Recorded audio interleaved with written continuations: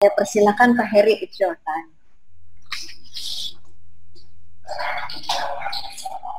Silakan.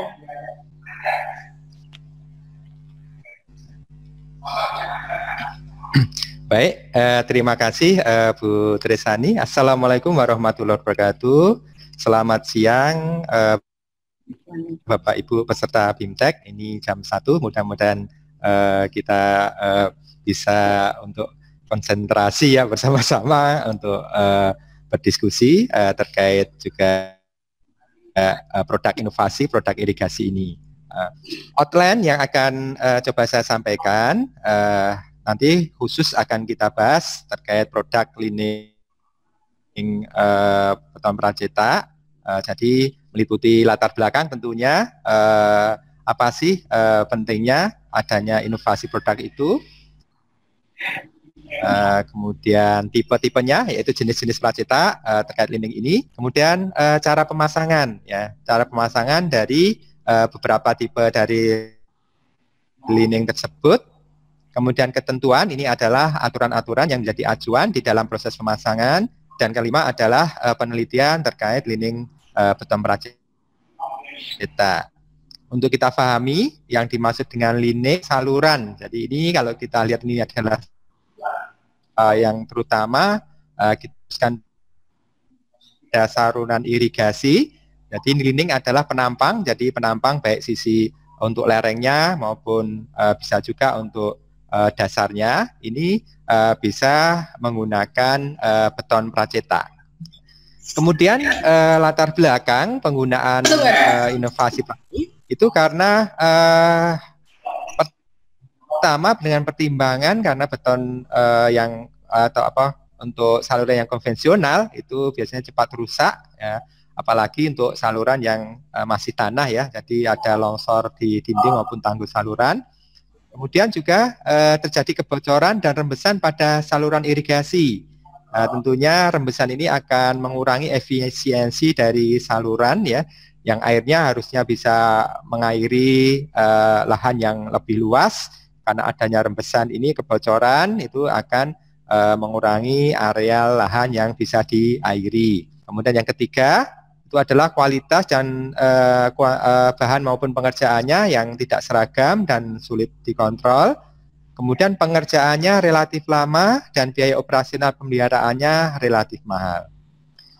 Kemudian kita gunakan inovasi produk irigasi dengan tujuan agar kehilangan air itu bisa berkurang. Kemudian juga biaya operasional dan pemeliharaan ini lebih rendah. Stabilitas saluran lebih terjaga, kemudian keempat adalah proses pengerjaannya lebih cepat.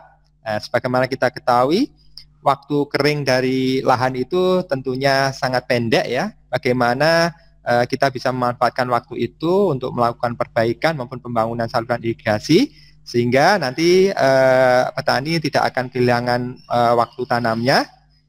Kemudian yang kelima yaitu mutu, kualitas pekerjaan lebih terjaga, dan estetikanya lebih baik. Karena pedoman di dalam pemasangan itu digunakan surat edaran dari Dirjen Sumber Daya Air nomor 4 tahun 2017 itu tentang pedoman penggunaan beton pracetak pada saluran irigasi. Pedoman ini menguraikan pembuatan lining beton pracetak ini baik untuk jaringan irigasi baru maupun jaringan irigasi yang lama. Pada pedoman ini diuraikan struktur lining saluran. Nah, ini adalah bagian-bagian dari saluran, kemudian persyaratan bahan dan peralatan, kemudian persiapan kerja, persyaratan campurannya, pelaksanaan maupun pada proses pengendalian mutunya. Kemudian terkait struktur lining saluran beton pracetak, itu pada umumnya berupa panel atau profil saluran yang terdiri dari panel itu sendiri. Kemudian ada sepotong baja polos atau ulir yang dipasang pada sambungan memanjang dengan maksud untuk mengikat plat agar tidak bergerak horizontal. Yang selanjutnya disebut sebagai batang ikat atau tibar. Fungsinya adalah untuk mengikat antar panel. Kemudian ada lidah dan alur, ini sebagai sambungan pengunci. Kemudian pengait untuk proses pengangkutan dan pemasangan serta perkuatan. Jadi intinya bagian-bagian dari lining itu ada panel, kemudian ada batang pengikat, ada ini sambungan lidah alur, ada pengait dan juga perkuatannya. Kemudian tipe-tipe dari linding beton pracetak itu ada tipe panel pasang, panel pancang maupun profil berbentuk U maupun berbentuk L. Ini bahwa bisa kita lihat di sini. Untuk panel pasang ya intinya tinggal panel itu dipasang pada saluran tersebut ya. Beda dengan panel pancang. Kalau panel pancang memerlukan pemancangan. Jadi panel dipasang kemudian di sebagian ujung di sisi bawah itu dipancang ke dalam tanah. Kemudian ada yang berbentuk U, ini contohnya berbentuk U. Juga untuk yang lebih lebar nanti akan menggunakan profil bentuk L. Kemudian pertama terkait panel pasang, linding saluran tersebut terdiri dari panel-panel yang disusun sambung menyambung membentuk profil saluran. Kemudian untuk ukuran panel dibuat sedemikian rupa sehingga mudah diangkut dan disusun baik secara mekanis maupun manual. Ini perlu diperhatikan untuk secara manual ini karena memang mungkin sebagian saluran, terutama saluran tersier itu untuk aksesibilitas atau untuk penggunaan alat angkatnya kan tidak bisa di sana, sehingga bagaimana ukuran panel itu bisa diangkat manual oleh tenaga manusia gitu. Jadi ukurannya tentunya tidak terlalu besar. Tetapi harus dipertimbangkan bahwa ukuran suatu panel juga jangan terlalu kecil agar tidak memerlukan banyak sambungan yang akan menjadi sumber kebocoran. Kemudian konstruksi sambungan membentuk lidah dan alur. Kemudian untuk menjaga kekokohan dan kerapian panel-panel diperlukan fondasi dan rangka beton. Jangan lupa bahwa seluruh panel harus dilengkapi dengan kait pengangkatan sesuai dengan keperluan. Yang kita lihat di sini, ini ada model panel pasang. Ukurannya bermacam-macam sesuai kebutuhan. Ini contohnya ukurannya adalah 60 x 80 cm yang disambungkan dengan lidah dan alur. Jadi ada yang menjulur itu lidah, kemudian ada yang masuk ke dalam alurnya. Kemudian juga ada bagian tibar ini sebagai pengikat. Ya.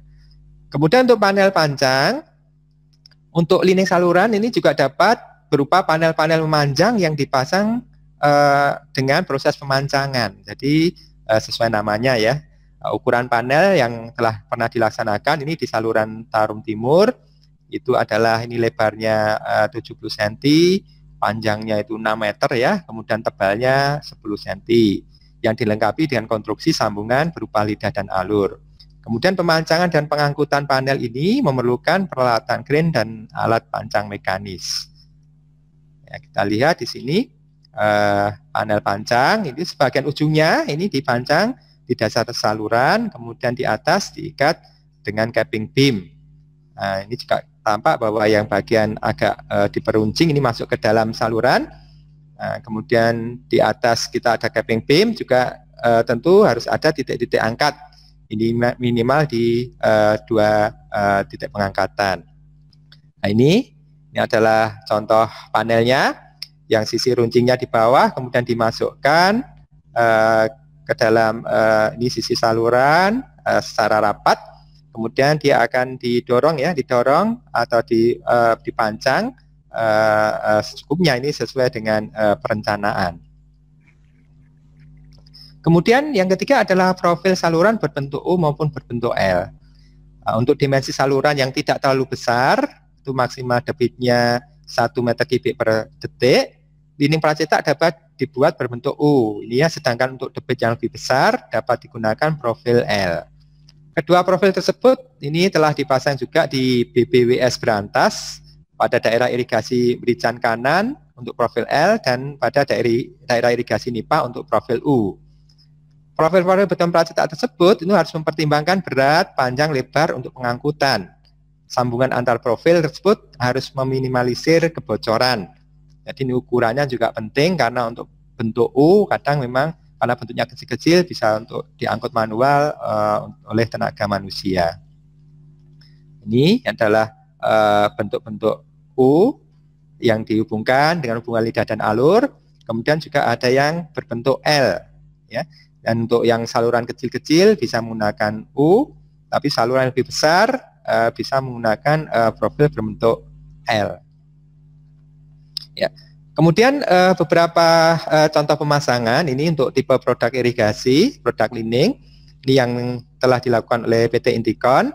Itu diantaranya yaitu di Purworejo ini pada tahun 2015, ini pada pekerjaan rehabilitasi jaringan irigasi Wadas Lintang, itu berupa panel, kemudian dengan kelengkapannya ada kolom, balok, fondasi ya. Kemudian di Demak ini pada tahun 2016, pada rehabilitasi saluran induk dan saluran sekunder kelambu kiri, itu berupa panel lining ukuran 80-60 cm dan 90-60 cm.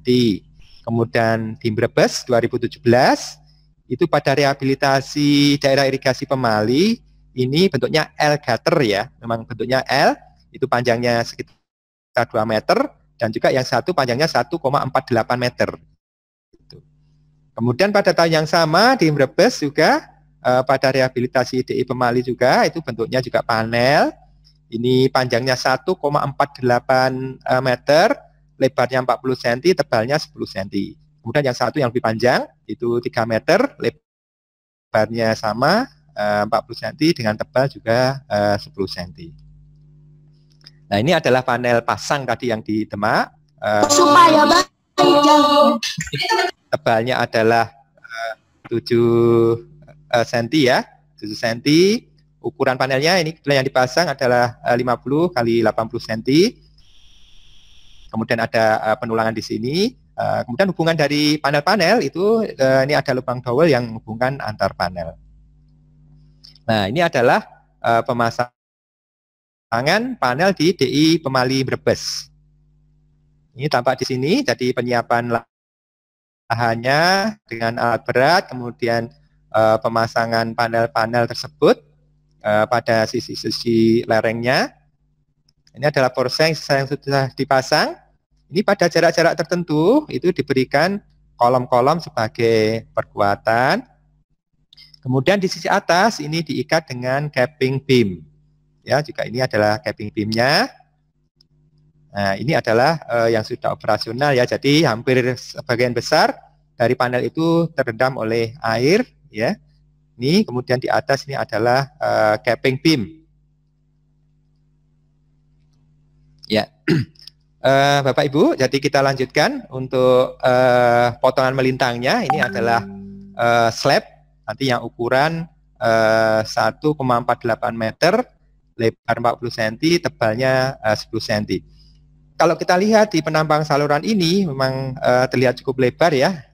Jadi lebar di sisi bawah ini dasarnya ada sekitar 17 meter. Ya. Kemudian tinggi airnya ini 2,95 meter, hampir 3 meter ya. Kemudian pada sisi bawah ini sudah ada beton siklop. Kemudian untuk panelnya yang mana? Panelnya ini yang sisi lereng di sisi kanan dan kiri ini. Ini adalah panel pracetaknya. Ini dengan precast beton kualitas K300 ya. 300, ini panjangnya adalah 1,48 meter. Nah, kemudian yang perlu diperhatikan adalah penyambungan antara beton siklop dengan panel tersebut. Ya, kita lihat di sini. Ya. Untuk penyambungan, nah ini adalah yang atas ini adalah panelnya dengan tebal 10 cm ya. 10 cm. Setelah disiapkan angkur yang menyatu dengan panel, ini dari tulangan diameter 10 ya, panjangnya sekitar 40 cm. Kemudian yang dari beton siklop itu juga keluar angkur, ini panjangnya 30 cm. Kemudian dicor, disatukan dengan beton in situ K175. Ya, tampak di sini. Ini adalah detail dari precast tersebut ya. Kita lihat. Ya, ini adalah detail dari panel. Dia panjangnya 1,48 meter. Kemudian tebalnya dari panel adalah 10 cm ya. Kemudian penulangannya itu dengan tulangan diameter 10, jaraknya 20 cm, ini dua lapis. Kemudian juga diperhatikan ini ada angkur, ini menyatu, ini ada angkur ke bawah dengan besi diameter 10 panjang 40 cm ya, ini untuk mengikat pada sisi bawah yaitu dengan beton siklop. Kemudian juga angkur di sisi atas. Di atas panjang sekitar 30 cm, ini untuk ikatan sisi atas atau untuk capping beamnya untuk mengikat dengan balok ini ya, balok sisi atas nanti diikat menjadi satu. Ini dengan tulangan 7 diameter 10 dan bagel diameter 8 jarak 20. Kemudian yang perlu diperhatikan juga yaitu adanya titik-titik pengangkatan. Ini ada 2 titik pengangkatan yang jaraknya adalah ini 1/5 dari panjang bentang dari panel itu. Kita lihat ini panjangnya sekitar 48, berarti 1/5 sekitar 30 cm ya. Dari sisi bawah 30 cm. Kemudian juga dari sisi atas ini juga 30 cm. Kemudian juga penting ini untuk penyiapan titik-titik sebagai pipa drainasi ya dengan PVC diameter 2 inch. Kita lihat di sini, ini adalah pemasangan dari panel tersebut. Ini lebar panel itu 40 cm ya, 40 cm. Itu disambung dengan sambungan lidah dan alur di sini. Kemudian di sisi atas ini adalah sambungan-sambungan angkur ya, angkur kemudian dijadikan satu dengan capping beam. Yang di bawah juga ada angkur-angkur diameter 10 panjang 40 cm untuk masuk ke dalam beton siklopnya. Kemudian ini tiap panel itu ada titik-titik pengangkatan, ini ada 2. Kemudian juga ada jarak-jarak tertentu, itu ada pipa drainasi. Ini sepanjang jarak 1,8 meter ya. Itu dengan PVC diameter 2 inch. Nah, kemudian ini adalah tampak sambungan dari lidah alur tersebut dengan tebal panelnya 10 cm. Ini ada ukuran ya, ukuran tertentu ini yang sudah terstandarkan ya. Ini untuk lidahnya maupun untuk alurnya sehingga dia bisa masuk dengan mudah dan hubungan dari sisi atas dan bawah ini bisa rapat. Ya.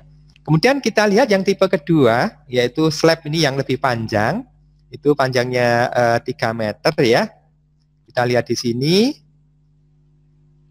ya, yang panjang 3 meter, itu untuk sisi bawah, untuk ujung bawah itu masuk ke dasar saluran. Ini ada kedalaman sekitar 40 cm, kemudian dicor dengan beton siklop, penulangannya masih sama dengan diameter 10 ya, jarak 20 cm.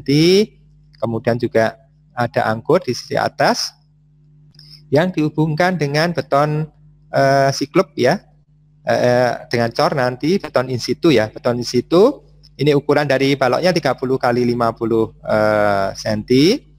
Kemudian juga tidak lupa untuk titik-titik pengangkatan ini dengan jarak 1/5 dari bentangnya. Kalau ini bentangnya 3 meter, maka ini jaraknya dari tepi bawah adalah sekitar 60 cm. Ya, ini ada ukurannya. Kemudian kita lihat di sini pemasangannya. Nah, ini pemasangan panel-panel tersebut dengan hubungan lidah dan alur, sisi atas itu diangkur dengan penyambungan untuk balok ya, capping beamnya. Kemudian juga ada titik-titik pengangkatan masing-masing 2. Kemudian pada jarak-jarak tertentu, nah ini diberikan kolom-kolom pengunci dengan ukuran 20 kali 20 cm. Nah, ini adalah sambungan dari lidah dan alur untuk tebal dari panelnya 10 cm. Kemudian ini ada ukuran dari detail kolom pengunci. Ukuran 20 kali 20 cm dengan tulangan diameter 10 ya, jumlahnya 4 dan bagel diameter 8 jarak 20 cm. Oke, kita lanjut untuk L-gutter. Nah, ini. Untuk L-gutter disebut L-gutter karena memang bentuknya seperti L sebenarnya. Ya, kalau kita lihat bedanya, kalau yang sebelumnya itu hanya panel gitu ya. Panel ini bentuk yang ini ada bentuk seperti balok di bawah yang menyatu. Jadi ini kalau kita lihat memang seperti L gitu ya. Seperti L. Jadi ukuran ini balok di bawah ini adalah 40 kali 20 cm dengan ada lubang dowel untuk menghubungkan hubungan antar panel tersebut. Ini juga sama, titik pengangkatannya 1/5H ya di sisi atas maupun bawah. Kemudian tidak lupa ada untuk lubang drainasi. Untuk penulangannya masih sama, diameter 10, jarak 20 ya. Kemudian di sisi atas ini diberikan angkur untuk membuat capping beam-nya. Nah, ini adalah panel-panelnya. Ini kalau ini ukurannya 1 meteran ya, 1 meteran lebarnya. Nah, kemudian dia disambung di baloknya tersebut di bawah sisi bawah ini ya.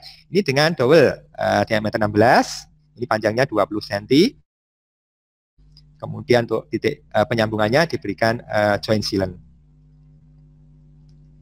Ya, kemudian ini tipe yang satu, ini panjangnya saja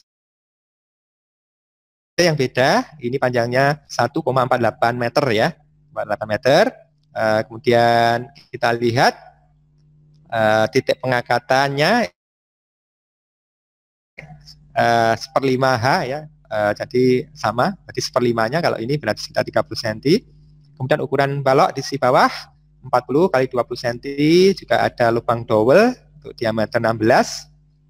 Kemudian tidak lupa ada untuk lubang-lubang untuk drainasenya. Nah, ini hubungan di antara panel-panel tersebut itu kecuali lidah dan alur, juga di bawah sisi bawah itu ada dowel ini ya untuk menghubungkan di sisi bawah yaitu pada bagian baloknya dengan diameter 16. Ya, kemudian di sisi atas ada angkur-angkur diameter 10 mili ya, kemudian panjangnya 30 cm. Ya, Bapak Ibu, ini coba saya perlihatkan satu contoh pemasangan dari lining pracetak tersebut. Nah, ini adalah panel dengan lidah dan alur ya. Jadi satu sisinya ini adalah alur, lihat ini. Kemudian ini ada lidah yang agak menonjol situ sisinya. Pengangkatannya itu di 2 titik ya, di 2 titik dengan tadi 1/5H tadi yang dari masing-masing ujung. Kemudian kemiringannya nanti dipasang miring sesuai dengan perencanaan.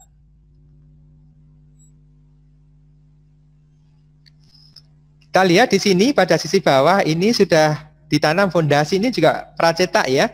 Jadi kayak balok gitu ya.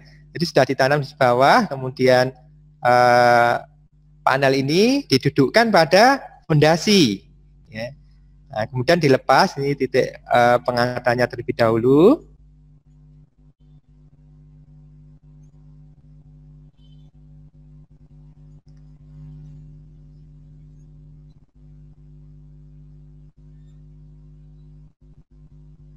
Ya, kemudian ini didorong agar rapat hubungan lidah alur tersebut.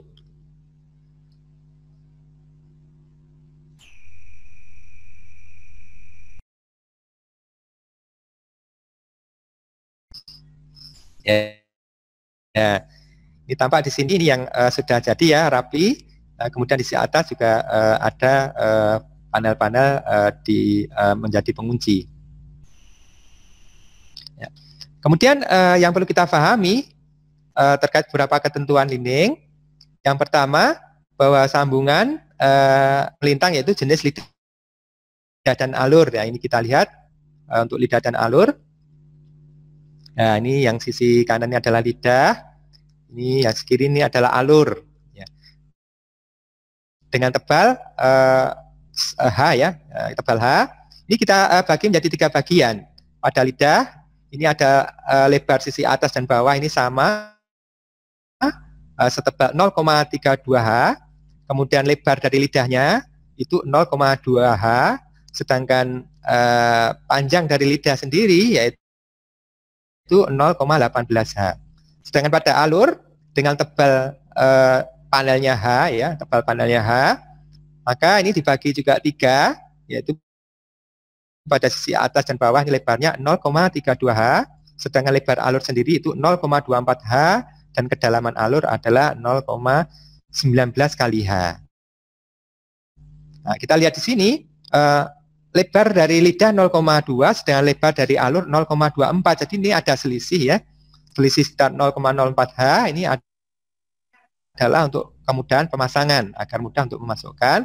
Juga terkait panjangnya. Untuk panjang lidah ini 0,18 H sedangkan kedalaman alur 0,19 H. Jadi ada selisih 0,01 H untuk kemudahan pemasangan. Ya. Nah, kemudian panel-panel beton pracetak tersebut apabila dibuat di pabrik dan memerlukan pengangkutan jarak jauh, maka mutu minimum yang dianjurkan adalah K300. Ya, sedangkan panel-panel beton pracetak yang dibuat langsung di lokasi pekerjaan, maka mutu yang dianjurkan adalah K225. Nah, ini memang sesuai dengan kebutuhan. Mungkin untuk kebutuhan yang lain seperti beton pracetak pada jalan dan jembatan itu ada syarat memang minimal K250. Atau juga peraturan yang lain NBCA ya dari Amerika misalnya gitu, dia mensyaratkan untuk beton pracetak kuat tekan minimumnya itu sekitar 4.000 psi atau sekitar K280 ya itu ya. Itu tentunya adalah beton pracetak yang non prategang ya. Kalau beton pracetak dan prategang itu tentunya memerlukan kuat tekan beton yang lebih tinggi. Kemudian yang keempat, bahwa bahan penutup sambungan joint sealant-nya harus dibuat bisa dibuangkan dengan keadaan panas, dapat menutup seluruh celah dan kedap air. Kemudian yang kelima, untuk pelaksanaan produk panel pracetak ini harus sesuai dengan dimensi dan detail yang disyaratkan. Dan kemudian ada toleransi ukuran. Ya, kita lihat di sini, toleransi ukuran yang diperbolehkan. Nah, untuk deviasi, arah memanjang, melebar, maupun arah tebal, kemudian diagonal, itu ada toleransi ukuran sekitar 1 mm ya, 1 mm, sedangkan toleransi dimensi untuk sambungan lidah dan alur itu plus minus setengah mili. Ya.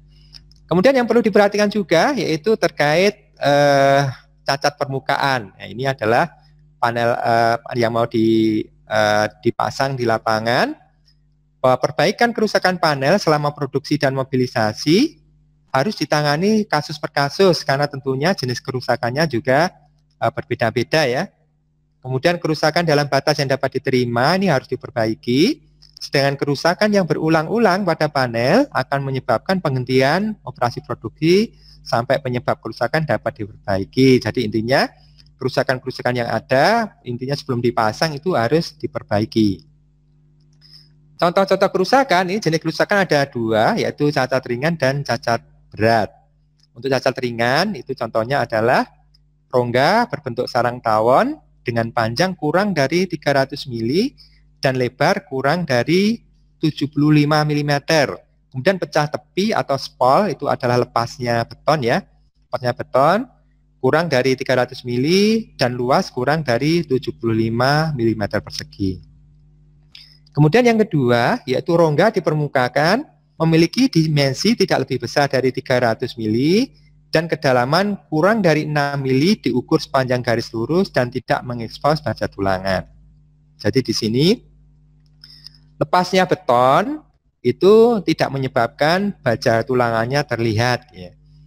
Kemudian cacat minor harus diperbaiki dengan melepas semua bahan yang tidak kokoh dari daerah yang rusak dan menambal dengan bahan yang baik. Kemudian ini harus dicek apakah sudah benar tambalannya ya ini ya, bahwa setiap tambalan parsial yang dalam maka dilakukan pada panel itu uji yaitu dengan getaran pukulan palu 454 gram. Ya, pukulan harus menghasilkan cincin yang tajam yang mengindikasikan bahwa ikatan perbaikan itu adalah sudah tepat.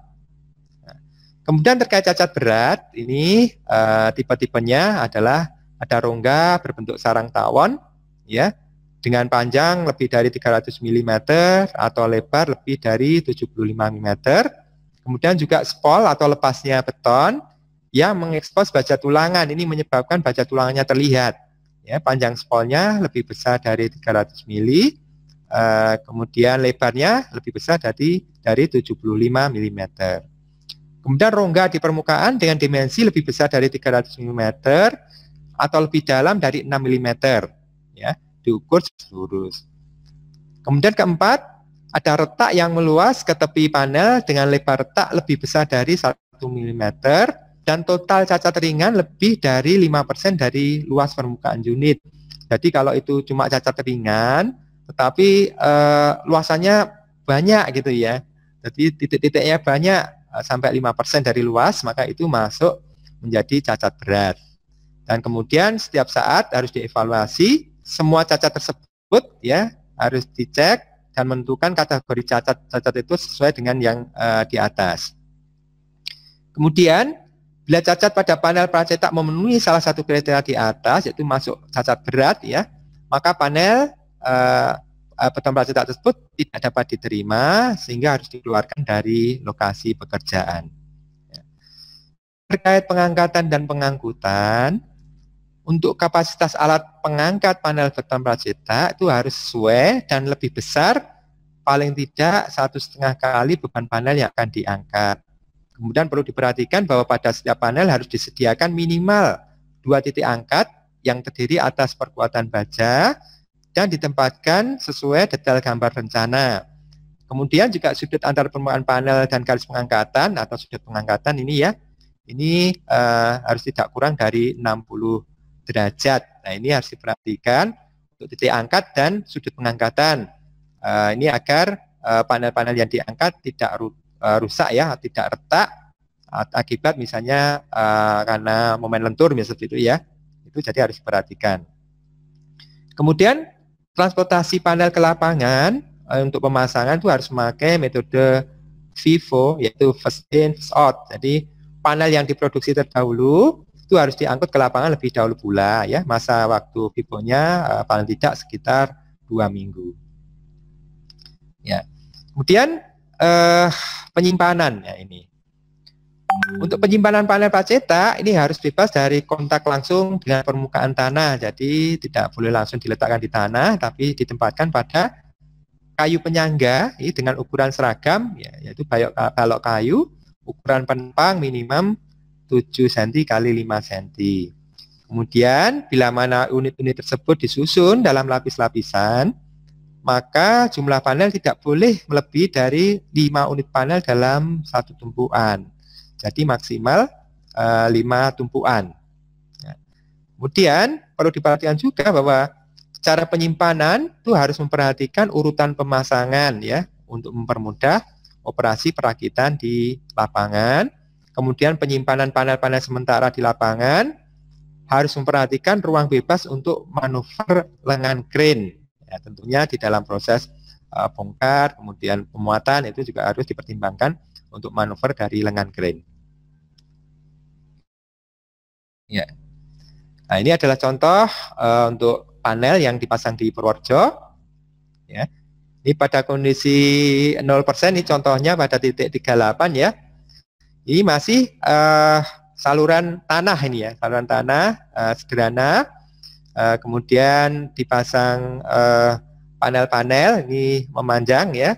Kemudian pada jarak tertentu itu diikat dengan kolom-kolom ini ya. Kemudian ada balok perkuatan sana. Nah, ini adalah foto yang sudah 100% ya. Jadi sebagian panel ini sudah terendam. Kemudian di atas diberikan pengikat keping beamnya. Kita lihat di sini ini ada akses ya, akses jalan ini tentunya bisa memungkinkan kalau nanti pengangkatannya mau secara mekanik. Ya. Kemudian ini adalah contoh kedua. Ini adalah di titik yang lain. Ini posisi 0% juga masih saluran tanah yang masih sangat sederhana. Ya tentunya menyebabkan banyak air yang bocor atau keluar ya. Nah, kemudian ini dipasang dengan panel pasang pada jarak tertentu dengan kolom-kolom sebagai perkuatan. Nah, ini adalah kondisi terpasangnya dan sudah operasional. Jadi sebagian panel sudah terendam. Ini dengan kolom perkuatan dan capping beam. Untuk lokasi-lokasi yang sulit dengan alat angkat mekanik, maka ini panel-panel ini dibuat memungkinkan untuk diangkat oleh tenaga manusia. Ya. Nah, kemudian terkait penelitian, nah ini memang sering ada pertanyaan ini untuk biayanya ya. Untuk biayanya itu lebih murah mana gitu ya, antara pracetak ya, panel pracetak dengan pasangan batu kali misalnya. Nah, ini pernah dilakukan penelitian ini ya terkait lining saluran modular oleh Balai Litbang Irigasi, Puslitbang SDA Sumber Daya Air ini ya, terkait harga. Ya, ini dari analisis harga satuan mengacu pada Permen PUPR ini tentang analisis harga satuan. Memang di dalam pracetak itu perlu modifikasi untuk pekerjaan ya, pengadaan modul, pemasangan, finishing ya. Sehingga secara umum biayanya itu 15% lebih tinggi. Ya, pracetak 15% lebih tinggi dari pasangan batu kali. Akan tetapi untuk lifetime cost-nya, untuk biaya operasional jangka panjang itu bisa 44% lebih rendah. Ya, kalau kita lihat di sini, untuk pemasangan awal ini yang agak hitam ini adalah saluran modular, yang putih ini pasangan batu kali. Maka di dalam proses pemasangan awal memang biayanya konstruksi itu lebih tinggi ya. Tapi mulai tahun pertama ini perawatannya ya, pasangan batu kali mulai ada perawatan yang lebih tinggi, tahun kedua, ketiga, keempat, tahun kelima ini pasangan batu kali perawatannya memerlukan biaya yang agak lebih besar ya. Kemudian juga berulang di tahun ke-10, tahun ke-15, ke-20. Jadi secara jangka panjang perawatan saluran modular tersebut itu lebih murah ya. Kemudian ini adalah bentuk-bentuk saluran modular itu, jadi terdiri dari beberapa modul, beberapa bagian. Di antaranya adalah ada modul dinding, ini ya, dinding, kemudian ada modul siku, kemudian modul lantai, dan ini ukurannya sesuai dengan kebutuhan.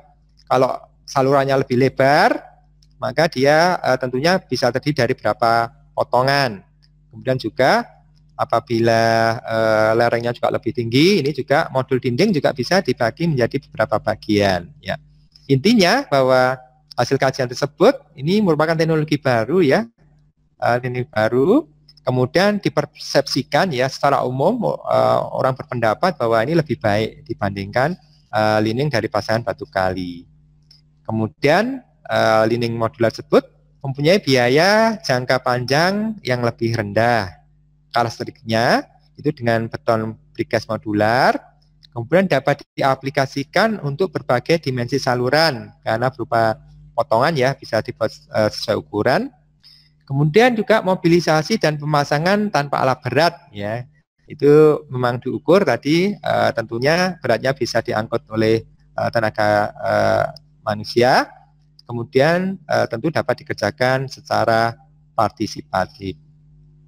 Ya, demikian para peserta BIMTEK yang berbahagia. Jadi beberapa literatur nanti kalau mau diperdalam ini tentunya acuannya adalah dari edaran Ditjen SDA tentang pedoman penggunaan beton pracetaknya, maupun dari penelitian-penelitian dari Balitbang PU, maupun juga produk irigasi dari Intikon. Ya, demikian paparan saya kembalikan ke Ibu Tres Sina sebagai tersani sebagai moderator.